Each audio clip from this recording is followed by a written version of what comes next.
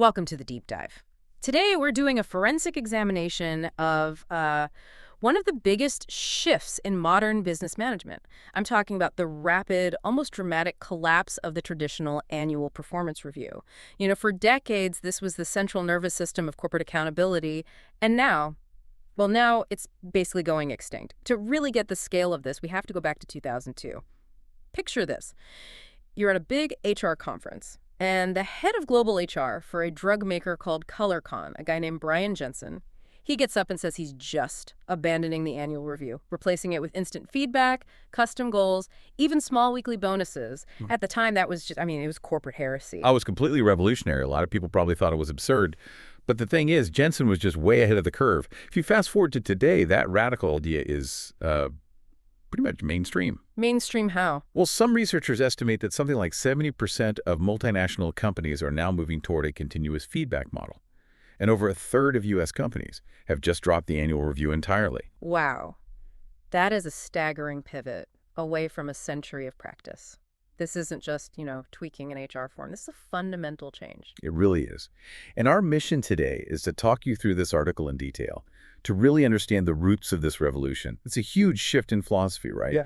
Moving away from pure, kind of punitive accountability for what you did in the past and moving toward continuous learning and developing talent for the future. Okay, let's unpack that. We had this system that governed corporate life for almost a century. Why did it become so despised, so fast, that massive firms just started scrapping it? What was the real cost of keeping it? The cost was astronomical. Yeah. Not just in morale, but in actual time. The most famous example in the source is from Deloitte. A manager there did the math and figured out the old appraisal process was an investment of 1.8 million hours across the firm that didn't fit our business needs anymore. Wait. 1.8 million hours? That's like, what, nearly 900 people working full-time for a whole year? Just doing this one thing that wasn't even helping. Exactly. An insane operational cost for a system that everybody hated anyway as a productivity sink. One writer called it a rite of corporate kabuki. Corporate kabuki, I like that. Yeah, because it was so performative. Mountains of paperwork, but it actually restricted creativity. Supervisors hated it, subordinates hated it. It was becoming a real retention problem, especially as the labor market got tighter. So the process itself was just broken, but what was the core flaw in the idea of the annual review? I think the core flaw was its focus. It was all about holding people accountable for past behavior. It was a tool to justify financial rewards or punishment. And doing that, it sacrificed the much more critical need to improve current performance and groom future talent. Feedback that only comes once a year is almost always too late to be useful. So it's like a retroactive judgment. It's stuck in a time warp. Precisely. The shift to continuous conversations is a recognition that business today needs a workforce that is always getting better. Regular check-ins shift the focus to building the workforce you need right now, not just documenting what happened 6 months ago. Which brings us to this philosophical debate, the article flags, which is kind of at the heart of all this. Yeah. Are employees fixed or are they malleable? That's the tension, yeah.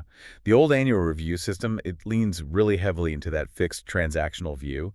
The assumption is you get the employee you hired and you motivate them with money or, the threat of punishment. A very transactional relationship. And this revolution we're seeing is the victory of the malleable view. Right, the developmental view, the idea that people can change, they can grow, and they're motivated by things like coaching, progress, personal growth. And performance management has always swung between these two ideas. For the last 40 years, it just swung way too far toward the transactional side. So let's trace some of those swings. It's fascinating how the labor market really dictated how companies thought about people. It absolutely did. The whole thing really started back in World War I. The U.S. military had a merit rating system. Its only purpose was to identify poor performers to be discharged or transferred. 100% accountability. So the original goal was just to find the worst people and get rid of them. Yep. Development wasn't even on the radar. But then, in the 50s, things started to shift.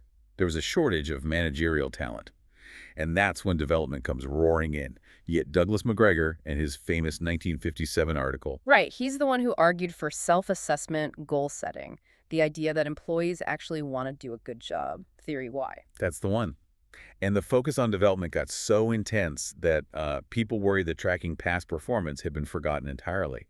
That tension led to this famous experiment at General Electric in 1964. And what did they find? They concluded that those two goals, accountability and development, were basically in conflict. They suggested splitting them into totally separate discussions.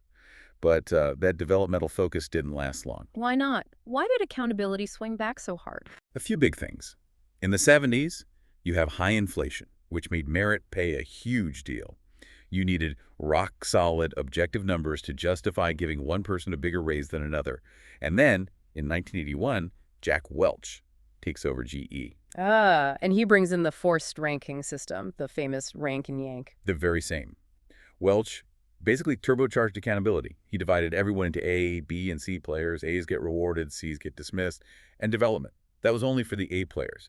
It reinforced this belief that talent was just something you were born with, not something you could coach. And other things were pushing in that same direction, right? They were. Tax law in '93 incentivized performance-based pay. Then McKinsey's war for talent research in the late '90s hammered home this idea that you had to find and keep these individual superstars. And at the same time, organizations themselves were changing. Exactly. They got way flatter. A manager might go from supervising 6 people to, say, 25. Right. Who has time for intensive coaching with 25 direct reports? Nobody. Plus, companies started hiring more from the outside, so there was less need to develop people internally. All these forces just cemented the annual review as the norm. So that's the world we are in. The pendulum was stuck on extreme accountability. What finally broke it loose? What started this current revolution? It was really operational necessity. It came down to agility and innovation. First, GE itself quietly backed away from forced ranking around 2005. They realized it was killing collaboration. But the really big cultural shift came from the tech world. The Agile Manifesto. Yes, that 2001 manifesto favored responding to change over following a plan. And that completely changes how you define an effective job performance. I mean, if your goals change every 3 months, setting them once a year and reviewing them 12 months later is just, it's ridiculous. And that sets the stage for the pioneers like Adobe. Adobe in 2011 was the big one. They borrowed from those agile principles and replaced the annual review with frequent, lightweight check-ins. Then you saw Juniper Systems, Dell, Microsoft all follow. And this wasn't just some HR fad. It was a business necessity. The article lays out 3 critical business reasons for this. Can you walk us through those? Sure. The first driver is what they call the return of people development. You look at a firm like Deloitte or Accenture, they're knowledge businesses. Their main product walks out the door every single night. And they're in a super tight labor market where they have to constantly upgrade their talent. Right. And annual reviews are a known dissatisfier. They drive good people away. So frequent informal feedback lets managers coach better. Right after a client meeting, for instance. The advice is fresh, it can be applied immediately, it makes the whole workforce smarter, faster. Okay, that makes sense. What's the second driver? The second is the need for agility. If your business is all about rapid innovation, the annual goal-setting process is actually a roadblock. It creates rigidity. GE's new innovation strategy was the biggest reason they got rid of individual ratings. Projects are short-term, they change constantly. So they swapped annual goals for what? For shorter-term priorities and frequent touch points. The conversations are constantly asking, what's working and what do we need to pivot on right now? It turns the manager from an auditor into a coach. And the third reason, the focus on teams. Right. The third is the centrality of teamwork. The old system was so focused on individual accountability that it actively discouraged collaboration. Think about a retailer like Gap. You need the back office people and the front office people working together seamlessly. Yeah, if my rating only depends on my own metrics, I have no incentive to help the person next to me, even if it helps the whole store. Exactly. When Gap moved to quarterly goals and ditched the rigid individual ratings, they saw store-level goals get completed more often. Because teamwork started to matter more than just your siloed performance. So it's clear the old system was broken. But getting rid of it hasn't solved everything. Now that the scores are gone, what new problems have popped up? Well, the biggest one right away is that HR systems, for pay, for promotions, they were all built around having numerical ratings. So the first issue is rewarding performance. How do you tie pay to someone's contribution if you don't have a score from 1 to 5? So companies are just relying on a manager's qualitative judgment. That seems risky. It is, and it leads to this problem of shadow ratings. When managers decide on raises, employees naturally read the size of their raise as an unofficial score. So managers feel pressured to justify the pay decision, and they end up creating these informal ratings behind the scenes.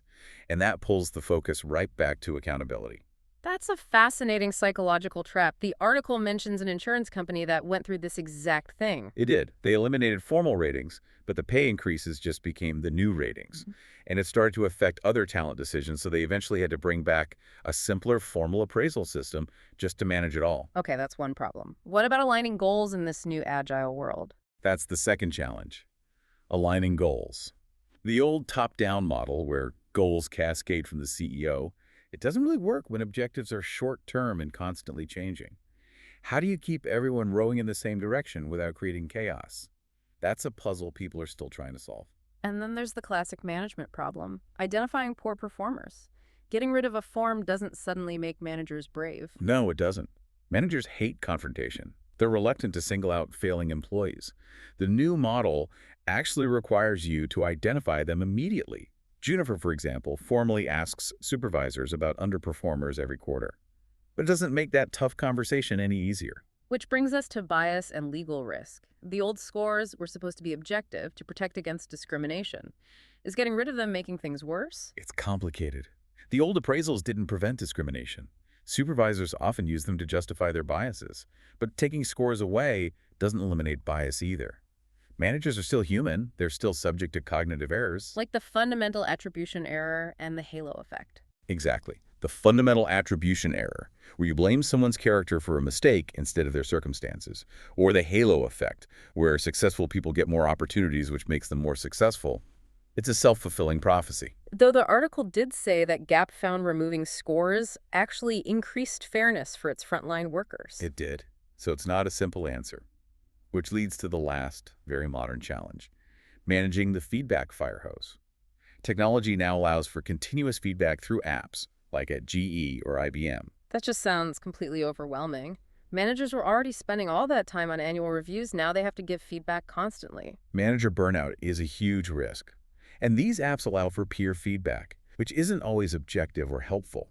The source points to the cutthroat culture at Amazon, where real-time feedback systems were sometimes used to criticize colleagues to push them down the ladder. It can become a tool for sabotage. So with all these challenges, it makes sense that some companies are looking for a middle ground. They are. The pendulum is already swinging back a little. Some firms, like Intel, are bringing scores back because leadership just believes in them for accountability. Others, like Deloitte and PwC, found their own employees actually wanted clearer metrics to know where they stood. So they're creating a sort of third way. Exactly. Assigning scores, but maybe quarterly or on multiple specific skills. Trying to get the best of both worlds, the frequency of the developmental conversations, but with the data you need for rewards and promotions. If this history teaches us anything, it's that the pendulum never really stops moving. But the central finding seems to hold up. Companies are overhauling this system because their businesses demand it, for speed, for teamwork, for talent development. That's the key takeaway. The revolution works when managers stop acting like judges delivering a verdict and start having more frequent, meaningful conversations about strengths, goals, and the future. You remove the annual review, you remove the biggest excuse for delaying feedback until it's too late to matter. The article ends with a pretty powerful statement. Performance appraisals are widely seen as the least popular practice in business. Something is fundamentally wrong with them. Which leaves us with a final thought for you to consider. Given that this whole shift in business is about moving away from comparing people to each other and toward individual development, what other systems out there, think about education or sports, or even how we assess political leaders, might also benefit from shifting their focus away from a single high-stakes annual rating and toward more continuous development-focused check-ins? We're only just beginning to see where this revolution might lead.